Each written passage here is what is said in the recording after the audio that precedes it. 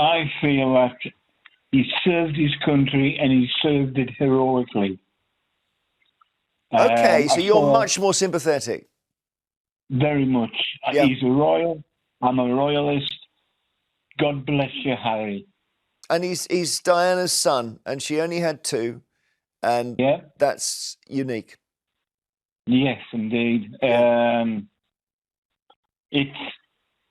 I'm not a out and out royalist. I feel that he should be protected and protected fully. Did you serve with Harry, Mike? Yes. You did? Whereabouts? Iraq. Okay. Was that on the gunship? Yeah. Okay. Because one of the criticisms is he shouldn't have talked about how many Taliban he killed. No. That was a mistake. I was injured, and I cried for him. All right. Well, listen, you're a very decent guy. Thank you, Mike. There is a voice from Cumbria, a quiet corner of England where the hills roll gently and the air is thick with stories of the past. It's a place where people know the value of hard work, loyalty and community, a place that shapes the character of those who call it home. That's why when someone from Cumbria speaks, especially about matters of courage and sacrifice, it's a voice we all ought to hear and truly consider. This voice belongs to Mike, a veteran who served on the front lines of Afghanistan, shoulder to shoulder with Prince Harry. Their bond was forged not in palaces, but in the dust and danger of a distant war. Mike's words don't come from idle gossip or the swirl of headlines. They come from the kind of shared experience that only those who have faced fear together can understand. He reminds us that before Harry was a prince scrutinised by the world, he was simply Captain Wales, another soldier in uniform, carrying out his duties with the rest of the unit. Mike doesn't see a royal demanding privilege or special treatment. He sees a brother in arms, someone who stood in the same line of fire, who faced the same dangers, and who earned the respect of his fellow soldiers. This is the man who shared the same risks, ate the same bland rations, and endured the relentless desert heat. He laughed at the same jokes, felt the same exhaustion, and carried the same weight of responsibility. Yet this truth is often lost in the noise of debates and headlines about Harry's life today. The media may focus on controversy, but the reality of service is far more complex and deeply human. Mike's testimony challenges us to look past the surface, to see the human being at the centre of the storm, a man shaped by the same hardships as his comrades, not by his title. His simple, honest words from Cumbria are a reminder to pause, to reflect, and to listen with empathy before we judge. This isn't just a story about royalty or celebrity. It's about the respect owed to every soldier and the lasting impact of service on a person's life and character. In the world of soldiers, trust is everything. You're not judged by your background, but by your actions under fire, your willingness to stand by your mates when it matters most. So before we form opinions shaped by headlines or hearsay, let's first listen to those who were truly there. Their voices, like Mike's from Cumbria, carry the weight of truth and the power to change how we see the world. Military service is easy to admire from afar, with its crisp uniforms, precise formations, and the sense of honour that comes with serving one's country. The ceremonies and parades are what most people see, and they inspire pride and respect. But few truly understand the immense, invisible weight that comes with wearing the uniform. Beneath the surface, there's a burden that's hard to describe, a constant pressure that never really fades, even when the uniform comes off. Wearing the uniform in war means living with constant danger and stress most can't imagine. Every day brings uncertainty, and every decision can mean the difference between life and death for you and your comrades. The weight isn't just physical, it's emotional. Soldiers carry the hopes of their families, the memories of home, and the fear of not returning. The longing for loved ones is a silent companion on every mission. It's about pushing yourself for the person next to you, not for glory. The drive to protect your brothers and sisters in arms becomes your purpose, and their safety is always on your mind. The bond between soldiers is forged in hardship and shared relief. Laughter after a mission, a quiet moment of exhaustion, or a simple embrace. These are the moments that create unbreakable connections. Prince Harry chose this world. He wasn't given a ceremonial role. He stepped away from royal privilege to stand shoulder to shoulder with ordinary soldiers, earning his place through grit and determination. He served 2 tours in Afghanistan as an Apache helicopter commander, making life or death decisions for himself and others. The responsibility was immense, and the risks were real every single day. This experience changes you forever. The instincts and memories never leave. The things you see and do in war become a part of you, shaping how you see the world long after you return home. To understand Harry today, we must understand the soldier he became. His time in uniform shaped his values, his sense of duty, and his understanding of sacrifice.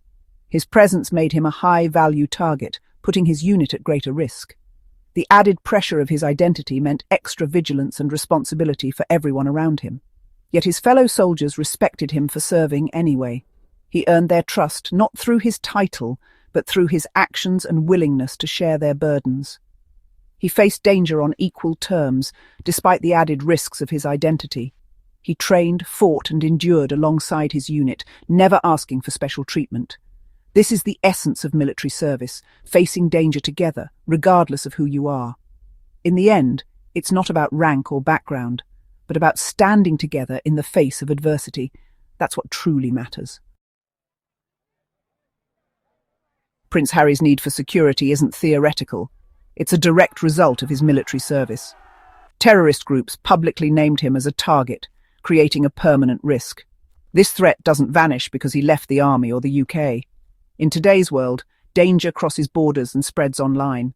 The risk to Harry and his family is based on credible intelligence, not opinion. Ignoring this reality is irresponsible. The duty of care for veterans doesn't end when their service does. We wouldn't expect any other veteran to accept such risk without protection. Why should Harry be different? Protecting him is about honouring the contract between a nation and those it sends to fight. He put his life on the line. It's only right we take threats against him seriously. This is about honouring sacrifice and facing real dangers. The debate should be about the threat, not his title. Prince Harry's concerns about safety and media intrusion are deeply rooted in personal trauma, a trauma that has shaped his worldview and his approach to life. He was just a boy when he walked behind his mother's coffin, his grief and vulnerability on display for the entire world to see. The weight of that moment has never left him. The paparazzi's relentless pursuit is not an abstract concept for him. It's a vivid memory tied to his deepest pain and loss. The constant flash of cameras is a reminder of the intrusion that cost him so dearly. The circumstances of Diana's death were complex, but the role of the paparazzi is undeniable. Their relentless chase contributed to the tragic accident that took her life. For Harry, the click of a camera is a trigger, not a neutral sound. It's a stark reminder of the dangers that come with public life and the ever-present threat to his family's safety. When he fears for his family's safety, he speaks from experience, not paranoia. His concerns are grounded in the harsh realities he has faced and the lessons he has learned from his mother's fate. He's seen the worst-case scenario play out in the most devastating way. The loss of his mother is a constant reminder of what can happen when safety is compromised.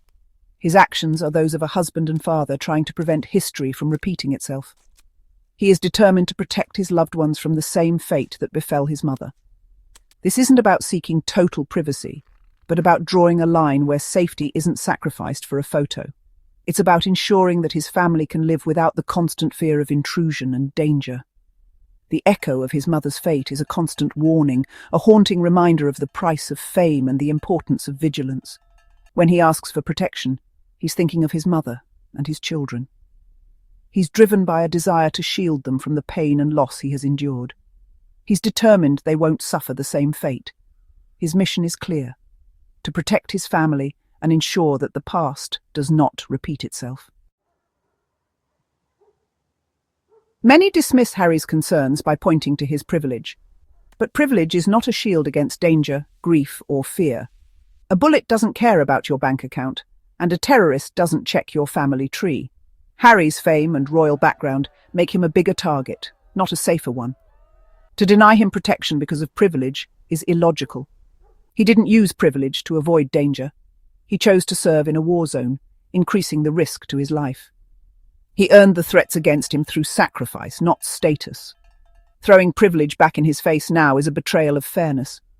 The real issue isn't what Harry has, but what he faces. Safety is a fundamental human right, not a privilege. If there's a credible threat, protection is justified, regardless of background. Let's move beyond shallow arguments and focus on the facts. The threat is real, and the need for protection is clear. Prince Harry's service didn't end with the army. He's fought for better mental health support, especially for veterans. Through the Invictus Games, he's shone a light on the invisible wounds of war. By sharing his own struggles, he's helped break the stigma around mental health. He's shown that admitting you're struggling is a sign of strength, not weakness. His advocacy has given a voice to countless veterans suffering in silence. The Invictus Games celebrate resilience and the power of support. His commitment is personal and has made a real difference for veterans worldwide. Protecting his well-being is essential if he's to continue this vital work. The debate over Harry's security isn't about royal privilege, it's about principle and fairness. The core question, should someone facing credible threats from their service be left unprotected? The answer must be no. Protecting those placed in harm's way by the state is a fundamental government duty. Security should be based on professional risk assessments, not popularity or headlines. A fair policy would apply to anyone in Harry's position, regardless of title. Denying protection because he stepped back from royal duties misses the point. The threat is tied to his service and status, not his daily schedule. The danger is portable. Protection must be adaptable. This is about principle. Do we protect those who serve? Let security experts decide what's necessary. Protection should be a principle, not a perk. Strip away the noise, and we're left with a simple question. If it were your son or grandson who served and became a target, how would you want him treated? Would you tell him to accept the risk because he's privileged, or would you want him protected? This isn't about agreeing with Harry's choices or family disputes. It's about empathy, a basic human instinct to protect our own. Let's find compassion for a man trying to keep his family safe. Before judging, ask, how would I want my child to be treated? The answer should guide us toward decency and kindness. In the end, this is about seeing the person behind the public figure. We consume royal stories as entertainment, forgetting these are real people with real fears. Prince Harry is a veteran, a son who lost his mother, and a father seeking safety for his family. The endless debate dehumanizes everyone involved. We need more compassion and responsible discourse. Let's listen to voices like Mike's, who speak from experience, not for headlines. Look beyond the headlines and see the man. A soldier, a father, a human being. He deserves safety, to be heard, and to be seen as more than a title. That's not too much to ask. It's the least he deserves.